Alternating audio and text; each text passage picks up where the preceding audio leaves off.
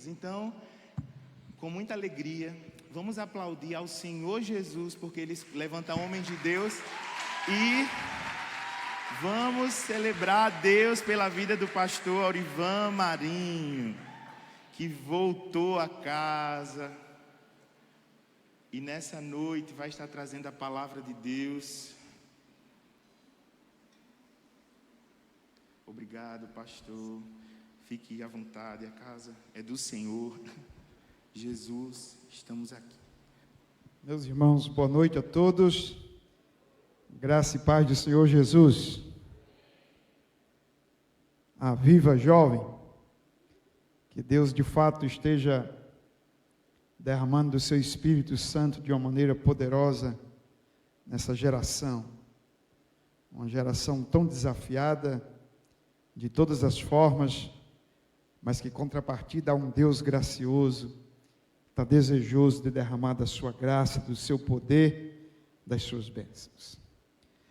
Eu queria hoje à noite agradecer a vocês pelo convite, para a gente poder voltar aqui, agradecer por chegar aqui em paz. Tinha alguns obstáculos aí na caminhada, mas na sua bondade o Senhor nos ajudou a chegar aqui. Meus queridos, eu quero ler uma passagem bíblica em Apocalipse 21, para falar sobre esse tema que vocês escolheram, eternidade.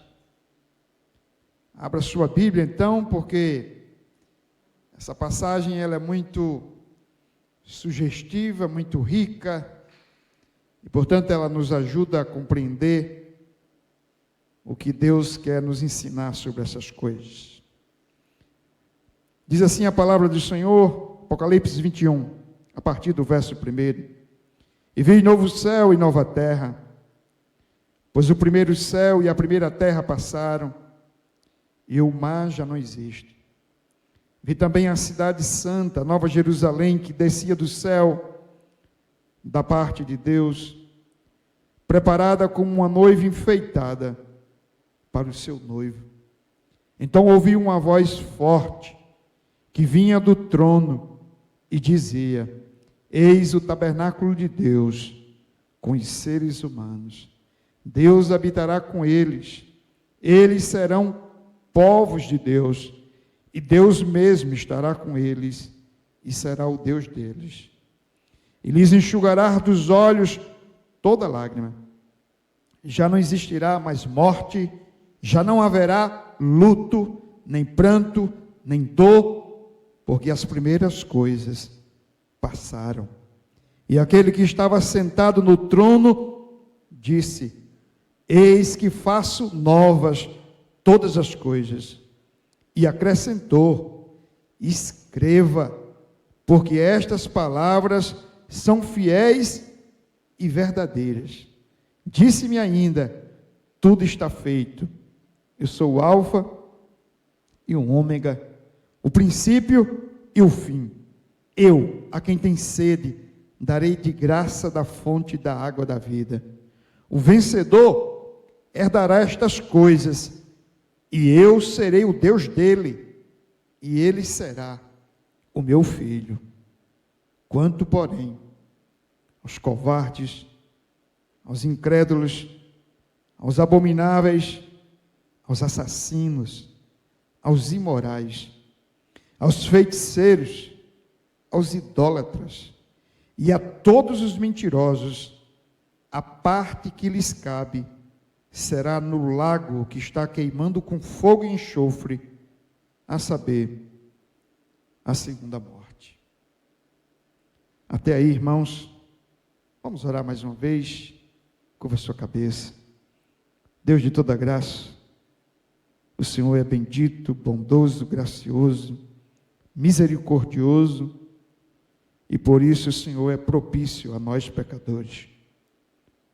E é essa nossa oração, que nessa noite o Senhor se agrade das nossas almas, e por bondade e graça, o Senhor venha nos falar, nos instruir, nutrir o nosso coração, a nossa fé, para que jamais nos apartemos do Senhor, mas possamos caminhar até o dia da tua volta, em perseverança, em fé e esperança, porque, ó Senhor, sabemos que a tua volta está próxima.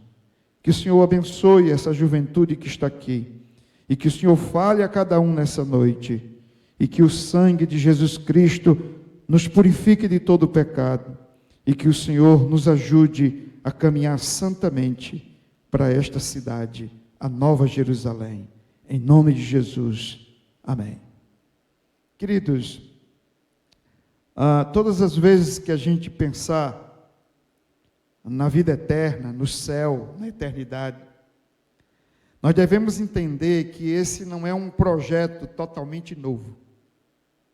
Isso porque, quando Deus criou o mundo, Deus estabeleceu um modelo de sociedade sustentável, sólido, viável, funcional, abençoado e abençoador.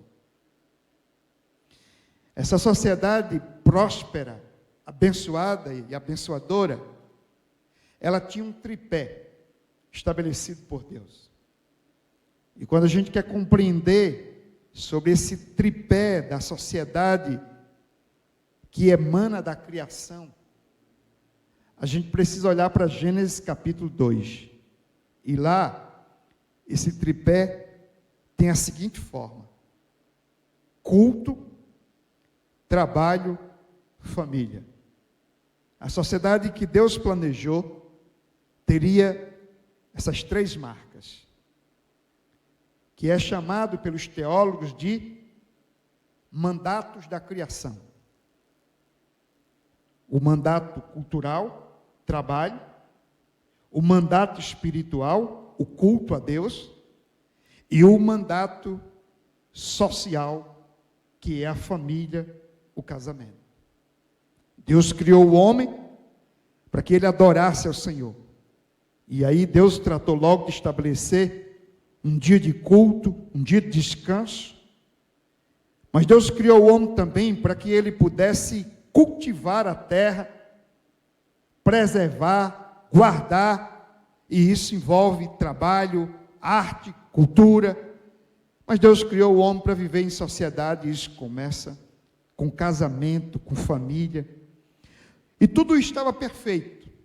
O homem tinha comunhão com Deus, o homem tinha comunhão uns com os outros, no caso o homem com sua esposa, e o homem estava harmonizado com a criação.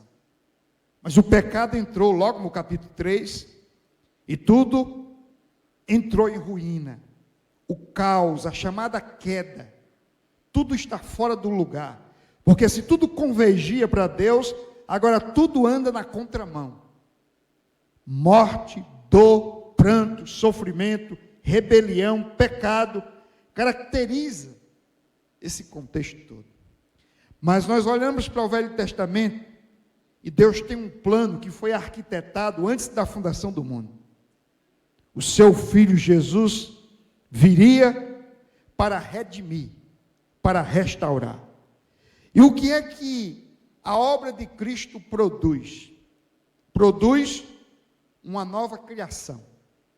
Se a criação caiu em Adão, no último Adão, Jesus Cristo, ela está sendo restaurada. Há um novo povo, um sacerdócio novo, uma propriedade exclusiva, um novo Israel. E tudo isso se configura na igreja. Ora, aquele salmo tão citado por nós, o Salmo 33, 12, feliz a nação cujo Deus é o Senhor, o povo escolheu para a sua herança.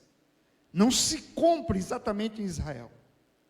Israel se rebelou contra Deus, caiu no pecado da idolatria, e em vez de ser uma nação feliz, foi para lá no cativeiro.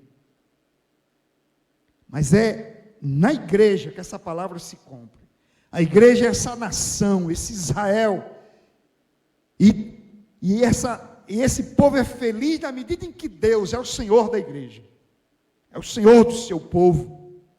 Embora isso se cumpra parcialmente aqui, é somente no novo céu e na nova terra que tudo isso, de fato, encontra plenitude.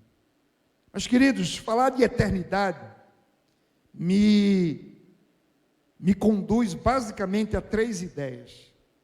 O que é eternidade? É um termo muito amplo, cheio de muitas perspectivas. E eu fiquei pensando qual o direcionamento que eu dou para um tema tão abrangente. E eu pensei, quando nós pensarmos sobre a eternidade, em primeiro lugar, nós devemos pensar em Deus. Porque eternidade é um atributo de Deus. E quando nós estamos dizendo que Deus é eterno, estamos dizendo que Ele não tem começo nem fim. Estamos dizendo que Deus não é suscetível ao tempo. Ele controla o tempo, Ele age no tempo, Ele é Senhor do tempo, mas Ele não está limitado ao tempo. Deus é infinito, Deus é eterno. Ninguém criou Deus, nem nunca deixará de ser Deus. E mais, tudo que Deus é em si mesmo. Quando Ele diz assim, eu sou o que sou, Ele está dizendo, o que eu sou em mim mesmo. Ou seja, Deus é autossuficiente. Tudo que Deus precisa está nele mesmo. Nós não. Nós não somos eternos e não somos autossuficientes. Nós precisamos recorrer a uma série de coisas externas para a gente subsistir. Sobretudo precisamos de Deus, mas Deus não precisa de nada nem de ninguém.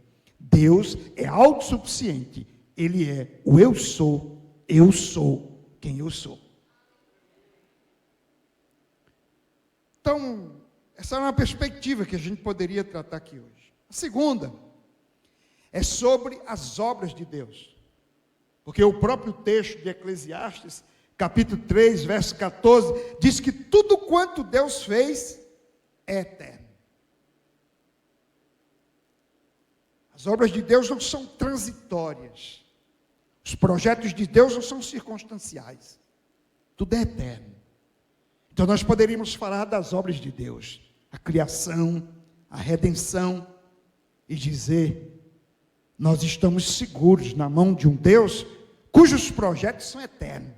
O que Ele tem para você é eterno, não é circunstancial, não está suscetível ao clima, à temperatura, à chuva, ao sol. Tudo é eterno. Mas em terceiro lugar, eu devo pensar na eternidade como um projeto de Deus para a minha vida. Porque a Bíblia diz que Jesus morreu para nos conceder a vida eterna. Só que tem um detalhe. Sempre que a gente pensa na vida eterna, a gente pensa como alguma coisa que ainda está por vir. A gente pensa na vida eterna como algo que virá depois da morte. Mas certa vez, Jesus disse o seguinte, a vida eterna é esta, apontando para o presente. Que vocês creiam no único Deus verdadeiro e a Jesus Cristo a quem enviaste. O que é a vida eterna? A vida eterna é uma qualidade de vida. No dia em que você creu em Jesus Cristo como enviado de Deus e em Deus como Deus verdadeiro, a vida eterna entrou em cena.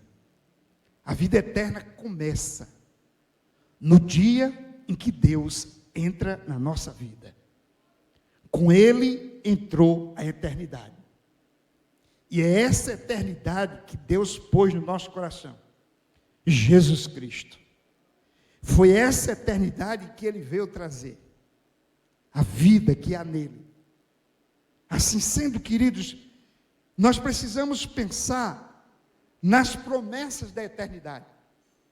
Pense nisso. A eternidade é uma promessa.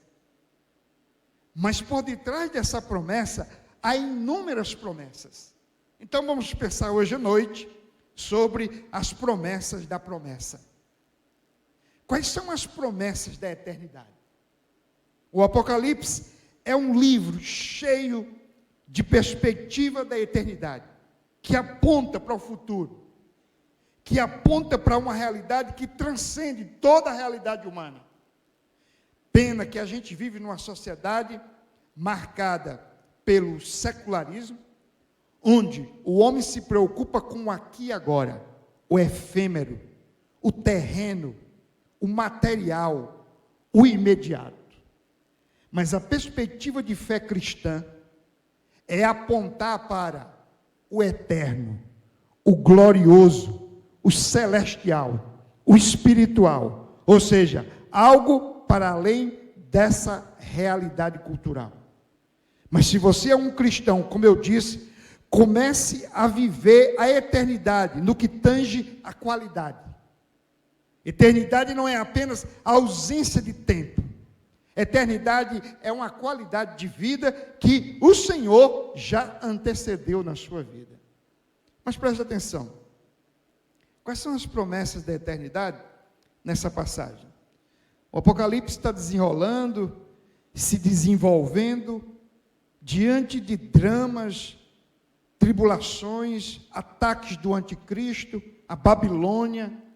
De repente, chegamos aqui no ponto final, capítulo 21, e há um vislumbre, um novo céu e uma nova terra.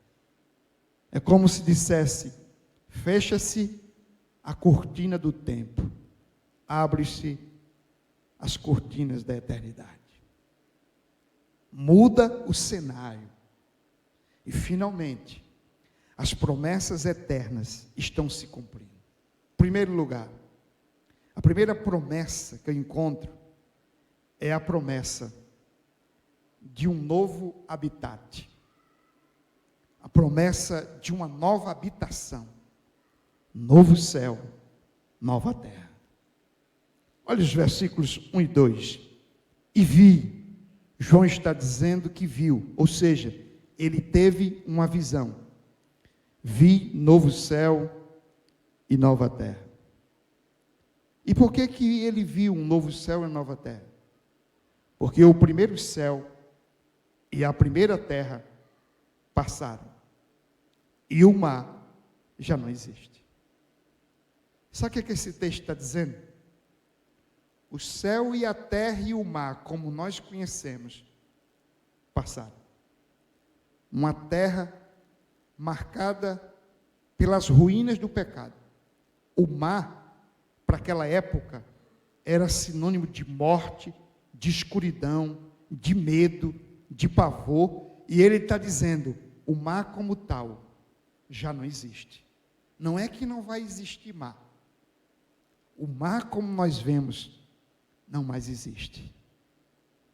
Mas a terra também, como nós conhecemos, não mais existe. O céu, como nós conhecemos, não mais existe. Toda essa realidade é passageira. Por quê? Há um novo céu e uma nova terra. Queridos, o que o texto está dizendo é que a nossa habitação, como existe hoje, passará. Mas uma nova habitação, um novo habitat virá a existir. Deus trará a existência.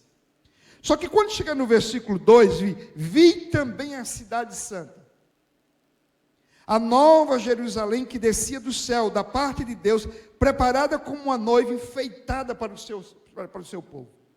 É interessante porque a nova Jerusalém, tanto é o lugar da habitação da igreja, como é ao mesmo tempo a própria igreja. Na Bíblia, a igreja, assim como Israel é chamado de Jerusalém, o Israel espiritual, que é a igreja, é chamado de Nova Jerusalém. Então, observe isso. A Nova Jerusalém é o lugar que vamos habitar. Mas a Nova Jerusalém é a noiva, é o povo de Deus que desce do céu para morar nesse lugar. Ora, isso aqui é importante pelo seguinte: a humanidade começa com um jardim. e apesar de tudo, se desenvolve. E você tem as grandes cidades.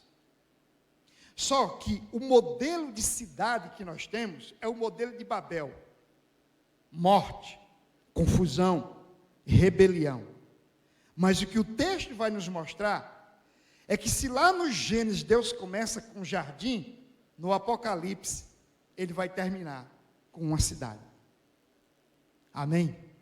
Só que essa cidade, ela não é igual às nossas cidades. É uma cidade santa.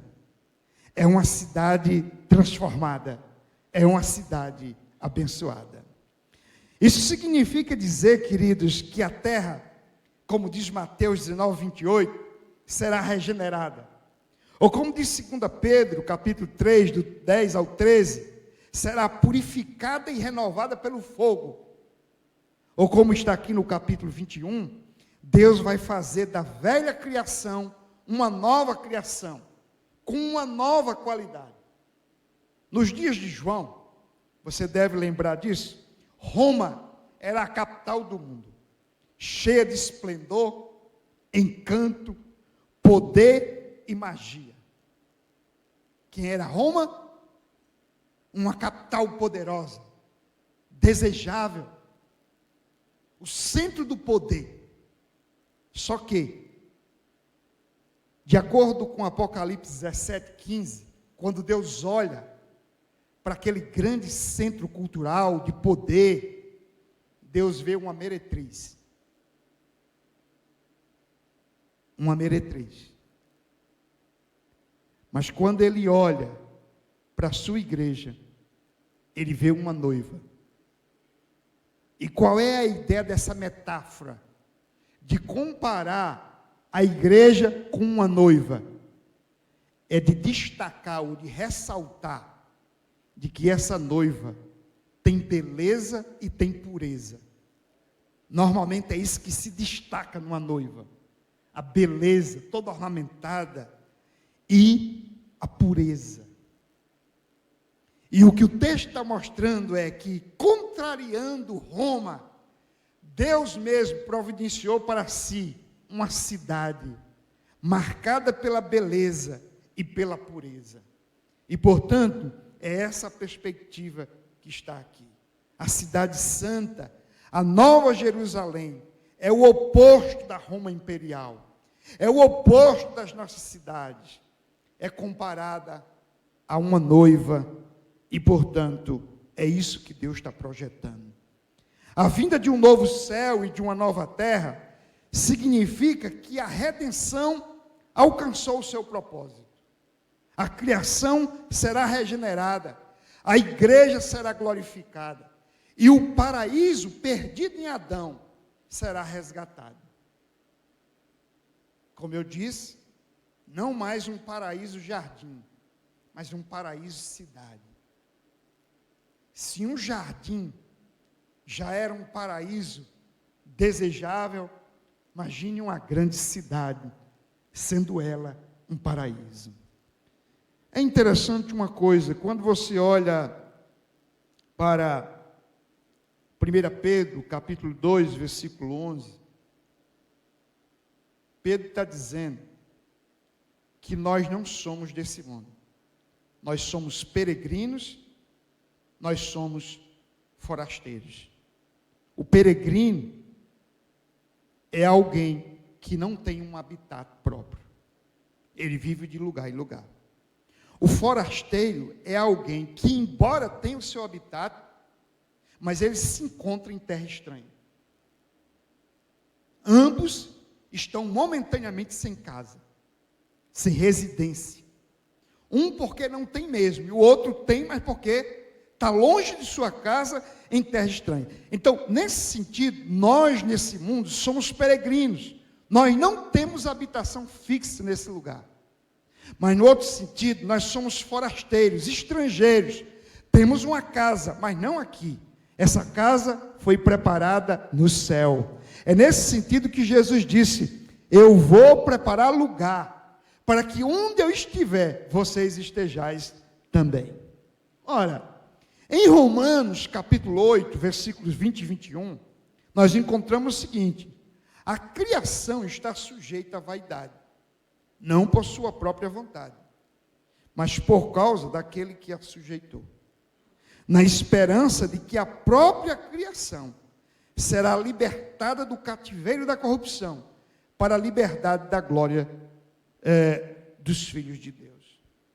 Observe que nessa passagem, quando você olha para esse texto de Romanos, é como se Deus estivesse dizendo: tenham calma, forasteiros, tenham calma, peregrinos, porque se é fato que vocês não têm uma morada aqui, eu vou restaurar terra e céu, eu vou recriar, eu vou regenerar todas as coisas, eu vou libertar a criação do cativeiro, da corrupção, a qual o homem entregou todas as coisas. E agora em Cristo, tudo vai ser restaurado. É interessante porque, como eu disse, isso vai acontecer por meio do fogo. Primeiro o Senhor vai purificar tudo isso aqui, e depois Ele vai trazer à existência um novo céu e uma nova terra. Às vezes a gente fica confuso. Tem gente que tem medo de dizer que esse céu e essa terra vão ser restaurados e que a gente vai morar no novo céu e na nova terra, porque acha que isso pode nos levar aos testemunhos de Jeová. Não, os testemunhos de Jeová pensam bem diferente da gente. O que a gente precisa entender é apenas uma coisa: esse corpo, ele vai ressuscitar. Não é outro corpo, é esse. Um dia nós vamos morrer, se Jesus não voltar até lá, e esse corpo vai ser enterrado. E quando ele ressuscitar, não é outro corpo, é apenas um novo corpo.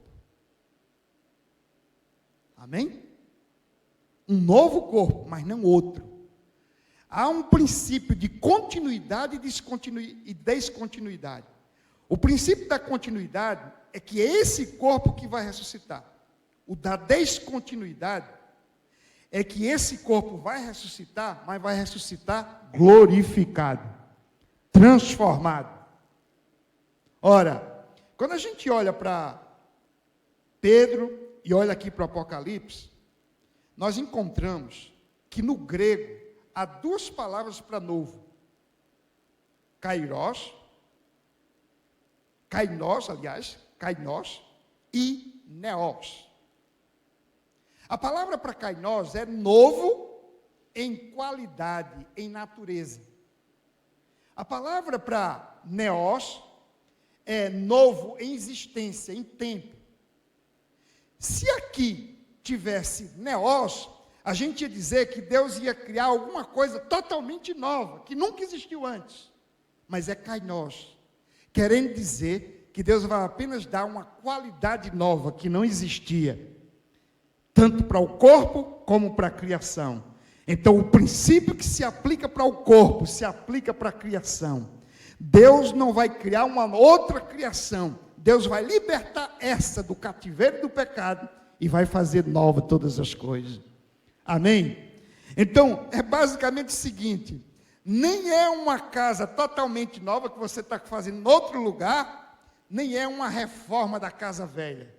Imagine que você tem uma casa e você literalmente põe no chão e faz nascer uma outra casa naquele lugar. É isso que Deus está fazendo. Deus está criando um novo céu e uma nova terra, e Deus vai dar aos moradores dessa nova terra, desse novo céu, também um novo corpo. Tudo se faz novo para a glória de Deus. Um novo povo com um novo habitat. A nova morada é a promessa da eternidade. Quais são as promessas da eternidade? Primeiro, uma morada eterna. Que morada é essa? Novo céu, nova terra. Junto com essa promessa vem uma segunda, a promessa de uma comunhão eterna. Amém? Olha os versos 3 e 4. Então ouvi uma voz forte que vinha do trono e dizia: eis o tabernáculo de Deus com os seres humanos. Deus habitará com eles, eles serão povos de Deus. E Deus mesmo estará com eles, e será o Deus deles. E lhes enxugará dos olhos toda lágrima. E já não existirá mais morte, já não haverá luto, nem pranto, nem dor, porque as primeiras coisas já terão passado. Amém? Queridos, você já pensou no céu? Você já pensou qual é a grande bênção da eternidade? Eu conheço muita gente que diz assim: quando eu chegar no céu, eu vou querer saber o que Jesus escreveu no chão, quando ele estava diante da mulher adúltera. Eu já vi muita gente dizer: quando eu chegar no céu, eu vou querer resolver o problema de Armínio e Calvino. Quando eu chegar no céu, eu quero ver as ruas de ouro. Presta atenção. Primeiro, todas as dúvidas serão tiradas quando você chegar no céu. Quando você chegar no céu, você não quer ver as ruas de ouro. Você quer contemplar o Deus glorioso. Você sabe o que é que faz o céu ser céu? É porque Deus está lá. E o texto traz essa promessa. Diz que vai haver Deus vai fundir a morada dele com a nossa morada. Céus e terra serão um só lugar. Será a morada de Deus e a morada do seu povo. Nós estaremos com ele, porque ele estará conosco. Deus habitará com eles, e eles serão povos de Deus. Deus mesmo estará com eles, e será o Deus deles. É interessante porque uma frase reforça a outra. Deus estará com eles, e eles estarão com Deus. Para ele reforçar que agora a morada de Deus é a morada do seu povo. E essa é a grande promessa da eternidade. Nós vamos estar em plena comunhão com Deus Todo-Poderoso. Nós vamos desfrutar eternamente da presença dEle, da glória dEle, dos benefícios da sua presença. Ora, quando a gente olha para isso, a gente também fica pensando que esse é um projeto totalmente novo, e não é. No jardim, Deus estava com Adão, e Adão estava com Deus. Na viração do dia, Deus se encontrava com Adão e falava com Adão. Quando Deus tirou o povo do Egito, Deus colocou um tabernáculo, e o tabernáculo era símbolo da presença de Deus no meio do povo, e ali Deus tinha um encontro com o seu povo. Depois veio o templo de Salomão, e Deus diz: o meu nome estará aqui, eu estarei aqui, em qualquer lugar vocês devem fazer oração, voltados para esse lugar, e tudo o que pedires eu farei. Mas Israel se desviou, se corrompeu, o povo andou longe de Deus, mas um dia, Jesus entrou em cena, e João diz que olhou para ele, e viu que ele era cheio de graça e de verdade, e que a glória que estava nele era a glória como a do unigênito do Pai. Ele mesmo disse: quem vê a mim vê o Pai. E quem é Jesus? Jesus é o tabernáculo, Jesus é o templo. Não é à toa que ele diz: olha, vocês vão derribar esse templo, mas no terceiro dia eu vou erguê-lo. Vocês vão me matar, mas no terceiro dia eu vou ressuscitar. Eles pensavam que Jesus estava falando do templo lá, que Herodes tinha erguido, mas estava falando de si mesmo. Aliás, tem uma coisa que às vezes a gente não entende. Quando a Babilônia derrubou o templo lá de Salomão, eles foram para o cativeiro. Quando eles voltaram ali na época de Zorobabel, eles reconstruíram o templo. E o profeta conta-nos, o profeta Ageu, conta de que na inauguração do templo, o povo chorou. Os mais antigos, que tinham contemplado a beleza do templo de Salomão, e que viram a inferioridade daquela casa, olharam para o templo e disseram: poxa, ele é muito inferior. E eles choraram. E aí o profeta disse: não chores, porque a glória da segunda casa é maior do que a primeira. Aí a pessoa fica entendendo, poxa, mas como a glória dessa segunda casa é maior do que a de Salomão? Se aqui tudo era muito inferior. Não, aquilo não era a segunda casa, aquilo era uma continuidade da primeira. A segunda casa era Jesus. E ele, sim, é uma glória superior. E então, se o tabernáculo e o templo apontava para a presença de Deus no meio do povo, imagine Jesus, cuja glória é maior do que a primeira casa. Bom, você diz, mas pastor, mas Jesus foi embora. Jesus foi embora, mas ele enviou o Espírito Santo. E agora, nós somos o templo de Deus na terra. O Espírito Santo habita em nós. O que é que eu quero mostrar para vocês? É que essa passagem que a gente leu, diz claramente que o projeto de Deus é habitar com o seu povo. Jesus disse isso claramente: eu quero que onde eu estiver, vocês estejam também comigo. Então, o jardim, o tabernáculo, o templo, Jesus vindo, o Espírito Santo sendo derramado, tudo isso são prenúncios da eternidade. Na eternidade, nós estaremos com Ele, Ele estará conosco. Portanto, se você me disser, pastor, qual é a grande promessa da eternidade? É que nós gozaremos de plena comunhão com Deus vivo. Todas as vezes, agora parafraseando Jesus que disse, a vida eterna é esta, que conheço o único Deus verdadeiro e a Jesus Cristo a quem enviaste. Todas as vezes que você se ajoelha, ora e experimenta a presença de Deus, alguém pode chegar para você e dizer, a vida eterna é esta. Ela já começou. O véu que separava já não separa mais. Há um novo e vivo caminho. E você é convocado a se aproximar diante do trono da graça com ousadia, se apropriando das promessas e alcançando misericórdia no tempo oportuno.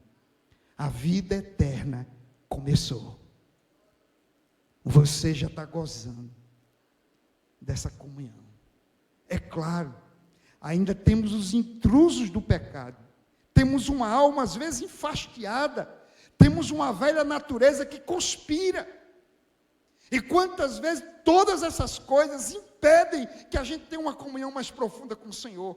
Mas lembre-se, todas as vezes que você se prostra diante do Senhor, Ele perdoa os seus pecados, e você goza da presença do Senhor, você pode dizer, eu vou para a eternidade com Deus, porque ela já começou. Ela já começou. Queridos, mas há uma terceira promessa que está aqui diante de nós.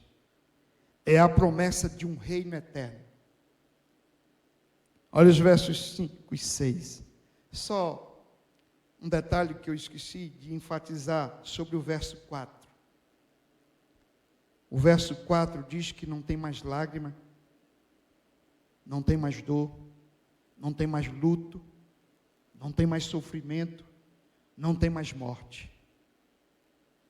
Porque se Deus está plenamente presente, e se a comunhão com Deus está livre de qualquer pecado, essas coisas já não existem. Essas coisas no reino eterno são passadas. Todas elas, de alguma maneira, impedem que a gente goze mais da presença de Deus. Mas todas elas terão passado. Ou seja, o céu já estará presente, o reino estará presente, Deus estará presente, e tudo aquilo que é característico dessa velha ordem já terá passado. Não tem mais lágrima. Lágrima é sinônimo de dor. Dor é sinônimo de morte. E morte já não há, porque Jesus morreu e ressuscitou para que a morte fosse vencida. Então não tem mais lágrima. A gente ainda chora, a gente ainda padece, a gente fica de luto, a gente tem dores e tristezas, amarguras e angústias nesse mundo. E às vezes nós temos dificuldade de conciliar a vida cristã, as promessas de Deus, a presença de Deus, com essas realidades caídas. Mas lembre-se, encha-se de esperança e dê encorajamento à sua fé, lembrando que um dia tudo isso vai passar. Bom, mas aí chegamos na terceira promessa, a promessa de um reino eterno. Os versos 5 e 6. E aquele que estava sentado no trono disse. Eu quero parar por aqui, de antemão, para lembrar a você o seguinte. Você que já leu o Apocalipse, e que tem familiaridade com o Apocalipse, precisa ter cuidado ao ler Apocalipse. Por quê? Eu não sei se vocês percebem que no dia a dia, o que dá notícia é coisa ruim. Parece que o que mais chama a atenção da gente são as coisas ruins. Tudo que é ruim dá mais notícia do que coisa boa. Corrupção, morte, isso preenche o noticiário. E não esqueça, a Bíblia é o Evangelho. Evangelho, boas novas. Todas as vezes que você lê o Apocalipse, lembre-se, o Apocalipse não é um livro de más notícias, é um livro de boas novas. E por que estou dizendo isso? Porque tem gente que lê o Apocalipse e só olha para a besta, para o anticristo, para a grande tribulação, para a Babilônia, e fica contando aqueles chifres que aparecem lá nas metáforas, das figuras do Novo Testamento, do Apocalipse. Mas eu quero dizer para você, que tem uma imagem que é mais central no Apocalipse, do que a besta metida besta, o anticristo, a Babilônia, o diabo e seus anjos, ou quaisquer outras coisas. É que o Apocalipse, o tempo todo, do começo ao fim, ele descreve a imagem de um trono. Amém? O que o Apocalipse está querendo é que a gente tenha a visão do trono. E por que do trono? Olha o que diz o verso 5. E aquele que estava sentado no trono disse. Sabe o que significa isso? Alguém está reinando. E não é a besta nem o anticristo. E alguém disse.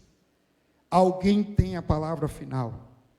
E quem tem a palavra final é o Rei dos Reis e o Senhor dos Senhores. É o Cristo da igreja. Agora presta atenção, o que o Senhor está dizendo aqui é, há um novo reino que está vindo à existência. Eu já inaugurei esse reino na primeira vinda. E agora ele está sendo consumado. E quem é que está fazendo todas as coisas? É aquele que se assenta no trono. Verso 5. E aquele que estava sentado no trono disse: eis que faço novas todas as coisas. Amém. Todas as coisas. Você sabe o que significa todas as coisas no grego? Todas as coisas. Só isso. Todas as coisas. Nada foge do seu controle. Nada fica como antes. Ele vai fazer novas todas as coisas. E ele acrescentou: escreva, porque estas palavras são fiéis e verdadeiras. Olha a segurança da igreja nas promessas da eternidade. Aquele que falou que essas coisas vão acontecer, disse: as minhas palavras são fiéis e verdadeiras, dignas de crédito, dignas de confiança. E disse mais, verso 6, disse-me ainda: tudo está feito. Há 3 momentos na Bíblia que você encontra esse sentido. Primeiro é na criação. Quando Deus criou todas as coisas, aí o texto diz: e viu Deus que tudo era bom. Ou seja, a criação estava consumada. A segunda vez que aparece isso é quando Jesus morre na cruz, o último suspiro dele, ele diz: tudo está consumado. A obra da criação estava pronta lá no Gênesis, mas a obra da redenção estava pronta ali na cruz. E agora, o reino que foi inaugurado está sendo consumado. E ele diz: tudo está feito. Agora não falta mais nada. Tudo está feito. Eu sou o Alfa e o Ômega. É interessante porque no capítulo 1, versículo 8 do Apocalipse, aparece essa expressão: eu sou o Alfa e o Ômega. E ela aparece aqui no final. E o sentido é muito lógico. O Senhor está dizendo: eu sou o começo e o final de todas as coisas. Eu começo e eu termino. Eu tenho uma palavra de execução, eu tenho uma palavra de conclusão. Eu faço todas as coisas. Ele não é apenas o alfa e o ômega, essas duas letras, a primeira letra e a última do alfabeto grego, ele é o princípio e o fim. E esse, que é o começo e o fim de todas as coisas, está dizendo: se alguém tem sede, venha a mim, e eu darei de graça da fonte da água da vida. Ele está dizendo: eu sou um novo começo para a sua vida. Eu posso saciar a sua sede. Eu estou certo, queridos, que um dos grandes problemas da cristandade, da igreja do nosso tempo, é que a gente está tentando buscar satisfação fora de Deus.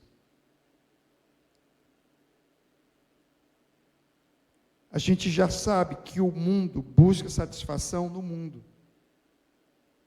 Mas não convém que a igreja busque satisfação no mundo. A satisfação está em Deus. E ele está dizendo aqui: se alguém ainda continua com sua alma insaciável, sedenta, ansiosa, inquieta, atraída e seduzida pelas paixões desse mundo, vem a mim. Você vai beber da água da vida. A sua alma estará saciada e você não vai ter necessidade de coisa alguma, porque eu sou o tudo da sua alma. Eu sou o seu contentamento. Eu sou aquilo que você mais precisa e que sua alma mais deseja. Por mais que o mundo desvie o foco da sua alma sou eu. Eu tenho a água da vida.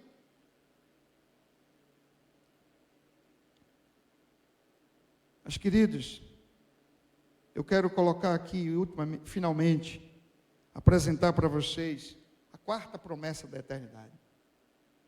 A quarta promessa é de uma herança eterna, um habitat eterno, uma comunhão eterna, um reino eterno e uma herança eterna. Olha o verso 7. O vencedor herdará estas coisas, e eu serei o Deus dele, e ele será o meu filho. Eu pergunto para você, qual é o conceito de vencedor nessa cultura? Quem é o vencedor para esse mundo? O vencedor é alguém que pratica esportes e que consegue ser um atleta bem-sucedido naquilo que ele faz. O vencedor é alguém que estuda, passa no Enem, termina a faculdade, consegue um lugar no mercado de trabalho, passa num concurso público federal e diz: eu sou um vencedor. Quem é o vencedor? É alguém que era um viciado nas drogas e finalmente, com a ajuda de muita gente, ele conseguiu sair dali e disse: esse cara é um vencedor. Ou você vê um cara que vende banana na esquina da rua ali, e ele vai crescendo, desenvolvendo, ele se torna um empresário, e alguém diz: olha, ele é um vencedor, ele começou lá embaixo, agora está em cima. Mas eu percebo que no conceito bíblico, não é esse o conceito de vencedor. Quando você olha, por exemplo, para as 7 cartas enviadas às 7 igrejas da Ásia, nos capítulos 2 e 3 de Apocalipse, todas elas terminam com uma palavra dirigida ao vencedor. E quem é o vencedor ali no contexto daquelas igrejas da Ásia? O vencedor é alguém que persevera na verdade, na pureza, na fé, na esperança, que não fica no meio do caminho, que não negocia os valores da fé, que mesmo em meio à perseguição, às lutas, adversidades, tribulações, ele está lá, olhando para Jesus, o autor e consumador da fé. Ele pôs a mão no arado, ele não olha para trás, ele lembra-se da mulher de Ló e diz: não, eu não quero ser estático na vida cristã, eu quero viver a dinâmica do Espírito, eu quero olhar para frente como o apóstolo Paulo, esquecendo das coisas que para trás ficam, eu olho para as que estão adiante de mim. Eu ainda não conquistei tudo, mas uma coisa eu faço. Portanto, o conceito de vencedor na Bíblia é diferente. O conceito de vencedor é aquele que chega no final da linha e o Senhor olha para ele e diz assim: vinde bendito para o reino que vos está preparado. Foste fiel no pouco, sobre o muito te colocarei, entra no reino do teu Senhor. Portanto, o vencedor vai herdar todas as coisas. Normalmente nós temos algumas dúvidas no que tange a questão do galardão. Qual é o galardão que nós vamos receber? Eu quero pensar que o galardão pode ser visto na seguinte perspectiva. Primeiro, quem é o galardão que nós vamos receber? O galardão é o próprio Deus. A grande dádiva da vida eterna é o próprio Deus. John Piper diz isso: a dádiva maior do Evangelho é Deus. Deus, querendo nos dar algo sublime através do Evangelho, Ele deu-se em Jesus Cristo. Não há dádiva maior do que o próprio Deus. Mas eu hei de entender também, em segundo lugar, que quando estamos falando de galardão, de herança, nós estamos falando da própria vida eterna, que embora ela se manifeste aqui de muitas maneiras, é somente quando a gente chega lá, com corpos ressurretos e glorificados, que nós vamos gozar plenamente das bênçãos salvíficas. Dito isso, então o que é a vida eterna? O que é a herança que nós vamos receber?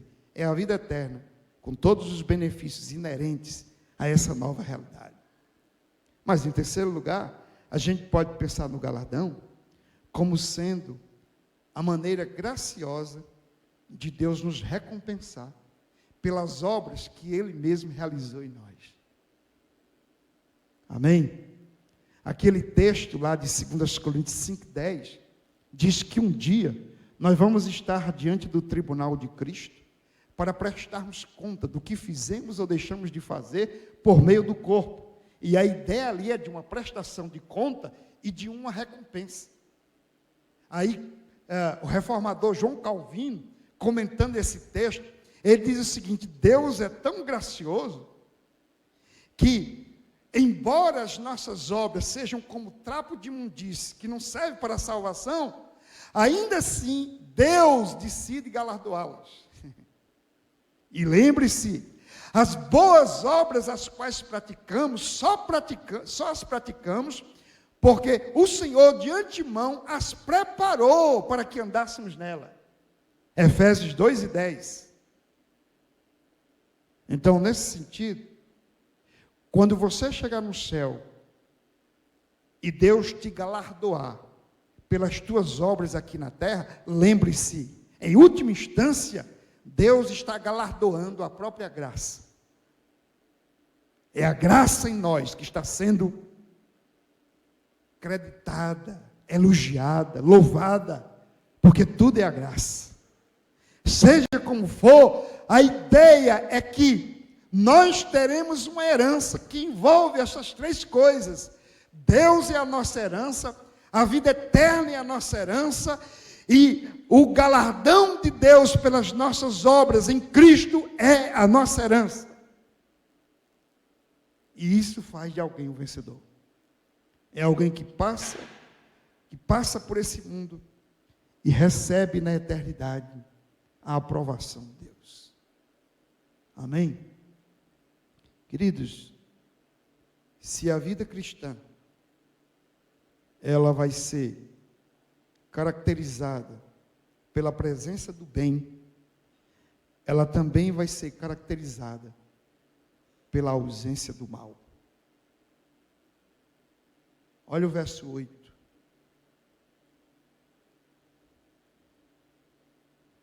Quanto, porém, aos covardes, aos incrédulos, aos abomináveis, aos assassinos, aos imorais, aos feiticeiros, aos idólatras e a todos os mentirosos, que a parte que lhes cabe será no lago que será queimado com fogo e enxofre, a saber, a segunda morte. Se é fato que nós não podemos traçar, definir o conceito de vitória à luz do mundo, nós também não podemos definir o conceito de fracasso à luz do mundo. Se vitória à luz do mundo é você receber o galardão na eternidade, fracasso, se vitória à luz das Escrituras é você receber o galardão na eternidade, independente do que você conquista aqui ou daquilo que você perde. O fracasso do homem, independente do que ele conquista ou perde aqui, é ele ficar de fora da Nova Jerusalém. Ouça isso. Não tem fracasso maior do que o homem pegar o mundo todo e ainda assim perder a sua alma.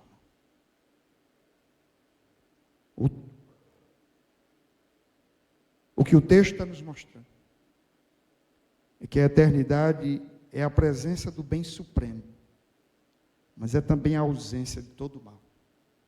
Há uma separação. Nada disso entra lá.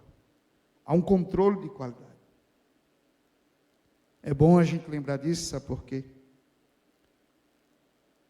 Cresce na cultura e até dentro da igreja a ideia. Sempre que alguém morre, as pessoas querem arrumar um lugar para ela no céu.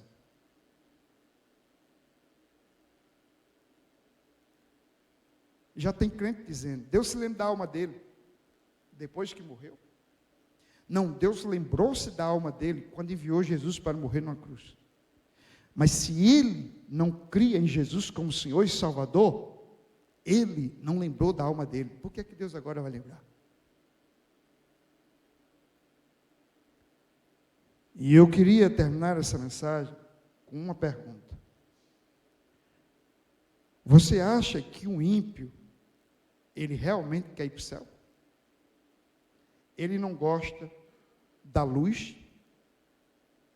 O céu é luz. A vida toda ele amou as trevas. Ele não gosta do povo do céu. A vida toda ele rejeitou os crentes. Por que ele vai querer morar com esse povo? Ele não ama Deus. Por que agora ele vai querer estar com Deus? Um puritano, século XVII, ele dizia o seguinte: só há um lugar pior do que o inferno para o ímpio, é o céu. Ele não suportaria o céu um minuto. Não sei se vocês já viram essa cena. Um desses desabamentos que acontece, lá em Recife tem sempre um prédio desabando e o povo morrendo de baixo. Aí acontece, por obra do milagre, que alguém passa 3, 4 dias soterrado ali. E alguém consegue ainda tirá-lo dos escombros. E quando ele sai, a primeira coisa que você tem que fazer é colocar alguma coisa para cobrir os olhos dele. Ele não suporta a luz. Ele ficou tanto tempo na escuridão que a luz é a coisa mais indesejada. Por que é que você acha que alguém que viveu a vida toda nas trevas vai querer a luz do céu? O esplendor do céu, a glória do céu? Não. Outra coisa, acaba com esse negócio de você pensar que depois que o homem morre, ele agora está arrependido, dizendo, o que é que eu vim fazer aqui? Por que é que eu não me converti? Não tem. A Bíblia diz que diante do trono de Deus vai haver choro e ranger de dentes. choro por causa das dores e ranger de dentro por causa do ódio. Mesmo na eternidade, o homem vai continuar odiando a Deus. É a natureza pecaminosa, agora sem nenhum resquício da graça. Não sei se você já leu no Apocalipse que na medida que as tribulações caem sobre os homens, eles odeiam Deus. Eles não se arrependem. Sabe por quê? O sol que derrete a cera é o mesmo que endurece o barro. Às vezes o sofrimento pode gerar quebrantamento na vida daqueles que o Senhor quer alcançar, mas também pode endurecer ainda mais. No inferno, os ímpios endurecerão o seu coração por toda a eternidade. Presta atenção. Eternidade, quando nós falarmos, não estamos pensando apenas numa realidade, mas em duas. Todas as vezes que você pensar na eternidade, lembre-se, Deus deu a eternidade ao homem. Todos vão ressuscitar. Uns para a vida eterna, outros para a condenação eterna.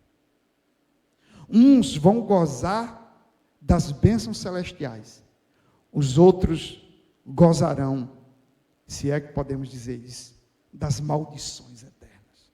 Sofrerão as maldições eternas. Alguém já disse assim, rapaz, você sabe o que é que faz o céu ser céu? É porque Deus está lá. Eu concordo. Mas alguém diz assim, sabe o que é que faz o inferno ser inferno? É porque o diabo está lá e Deus não está. E às vezes a gente pensa no inferno como um lugar que o diabo vai reinar. Quem vai reinar no inferno é Deus, viu? Até a chave do inferno Deus já tem. Então quem manda lá não é o diabo, é Deus. E você sabe o que é que faz o inferno ser inferno? Não é porque o diabo está lá, é porque Deus está lá. A diferença é como Deus se revela no céu e como Deus se revela no inferno. No céu, Deus é graça, bondade, misericórdia, vida, alegria, paz e gozo eterno. No inferno, Deus, a presença dele eternamente está lá. Fogo consumidor, justiça, ira, juízo. E os homens terão que suportar isso por toda a eternidade, porque desejarão morrer. Mas a morte que há lá é a segunda morte. E segunda morte é a ausência eterna de Deus. Se a vida eterna é a comunhão eterna com Deus, a segunda morte é a separação eterna. E separação eterna, como eu já disse, não é porque Deus está lá, é porque a presença de Deus é para eles fogo consumidor, ira, justiça, juízo. No humanismo, os homens querem tirar o inferno, mas eu não posso. Ele está na Bíblia. Você tem esperança do céu? Glorifique ao Senhor por essa dádiva. Foi Jesus quem conquistou. Mas se você está aqui hoje à noite e ainda não tem esperança do céu, eu quero dizer que você não é obrigado a caminhar de passos largos para o inferno. Jesus já morreu numa cruz e sofreu as agonias do inferno para que você seja salvo e tenha a vida eterna. Que Deus nos abençoe. Que Deus nos agracie. A viva, jovem, até que chegue a eternidade. Amém.